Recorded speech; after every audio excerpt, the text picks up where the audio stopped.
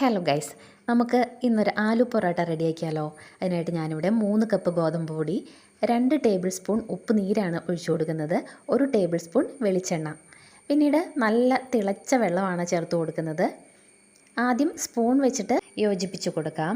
പിന്നീട് അതിന് ചൂടാറിയതിന് ശേഷം നമുക്ക് കൈ വെച്ചിട്ട് ഇതുപോലൊന്ന് കുഴച്ചെടുക്കാം.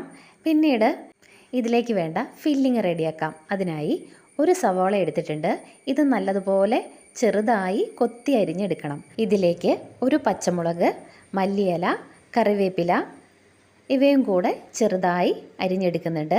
ഒരു ചെറിയ കഷ്ണം ഇഞ്ചി, താല്പര്യമുള്ളവർക്ക് 2-3 അല്ലി വെളുത്തുള്ളി കൂടി ഇതിലേക്ക് കട്ട് ചെയ്ത് ചേർക്കാം. ഇനി ഇതിലെ മല്ലിയിലയും കറിവേപ്പിലയും ഒഴിച്ച് മറ്റെല്ലാം ഒന്ന് വെളിച്ചെണ്ണയിൽ മൂപ്പിച്ചെടുക്കണം. ചെറുതായി ഒന്ന് വാടി വന്നാൽ മതി. ഇതിലേക്ക് ഒരു ഉരുളക്കിഴങ്ങ് ചേർത്ത് പുഴുങ്ങിയത് കൂടി ചേർത്ത് ഫില്ലിങ് റെഡിയാക്കാം. ഈ സമയം നമ്മൾ കുഴച്ചെടുത്ത് വച്ചിരുന്ന മാവ് ചെറിയ ബോൾസാക്കി മാറ്റാം. അതിലൊരെണ്ണം എടുത്ത് ഇതുപോലൊന്ന് പരത്തിയെടുക്കാം. അല്പം കനത്തിൽ വേണം പരത്തിയെടുക്കാനായിട്ട്. ചപ്പാത്തിക്ക് പരത്തുന്നത് പോലെ അങ്ങ് കനം കുറഞ്ഞു പോകരുത്. ഒരു പൂരിയുടെയൊക്കെ പാകത്തിൽ പരത്തിയെടുക്കാം. മറ്റൊന്നുകൂടി ഇതുപോലെ തന്നെ പരത്തിയെടുക്കാം. അല്പം കനം ഉണ്ടായിരിക്കണം. ഒരുപാടങ്ങ് പരന്നു പോകാതെ ശ്രദ്ധിക്കണം. ഇനി ഇതിലൊരെണ്ണത്തിലേക്ക് തയ്യാറാക്കി വെച്ചിരുന്ന ഫില്ലിങ്ങിൽ നിന്നും 1 സ്പൂൺ നിറയെ എടുക്കാം.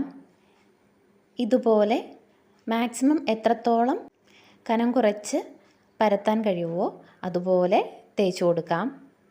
ശേഷം അതിനു മുകളിലേക്ക് മറ്റൊന്ന് എടുത്തു വയ്ക്കാം. ഇനി ഇതിൻ്റെ വശങ്ങളെല്ലാം നന്നായി ഒന്ന് പ്രസ് ചെയ്ത് ഒട്ടിക്കുന്നത് പോലെ പ്രസ് ചെയ്തെടുക്കണം.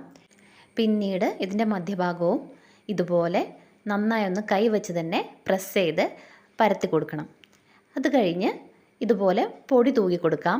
2 വശവും ഇതുപോലെ നന്നായി ഒട്ടിപ്പിടിക്കാതെ പൊടി തൂകി കൊടുത്തതിന് ശേഷം ഇതുപോലൊന്ന് പരത്തിയെടുക്കാം. എത്രത്തോളം കനം കുറച്ച് പരത്താൻ കഴിയുമോ അതുപോലെ പരത്തിയെടുക്കാം. ഞാനിതൊന്ന് സാധാരണ നമ്മൾ ചപ്പാത്തിക്ക് പരത്തുന്നത് എങ്ങനെയാണോ അത്രയും കനം കുറച്ച് തന്നെ പരത്തിയെടുക്കുന്നുണ്ട്. ദാ ഇതുപോലെ പരത്തിയെടുക്കാം. മറ്റൊന്നുകൂടി ഇതുപോലെ തന്നെ പരത്തിയെടുക്കുന്നുണ്ട്.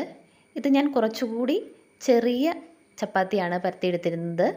അതിലേക്ക് വീണ്ടും 1 സ്പൂൺ കൂടി ഫില്ലിങ് വെച്ച് പരത്തിയെടുക്കുന്നുണ്ട്. നല്ല കനം കുറഞ്ഞ് തന്നെ കിട്ടിയിട്ടുണ്ട് കേട്ടോ. ഇനി ഇതൊന്ന് ചൂടായ പാനിലേക്ക് ഇട്ട് കൊടുത്ത് 2 വശവും തിരിച്ചും മറിച്ചും ഇട്ട് കൊടുത്ത് ചുട്ടെടുക്കാം. ഇടയ്ക്ക് നെയ്യ് കൂടി തൂക്കി കൊടുക്കുകയാണെങ്കിൽ സൂപ്പർ ടേസ്റ്റ് ആയിരിക്കും. നെയ്യ് തൂകിയില്ല എങ്കിലും കുഴപ്പമില്ല കേട്ടോ.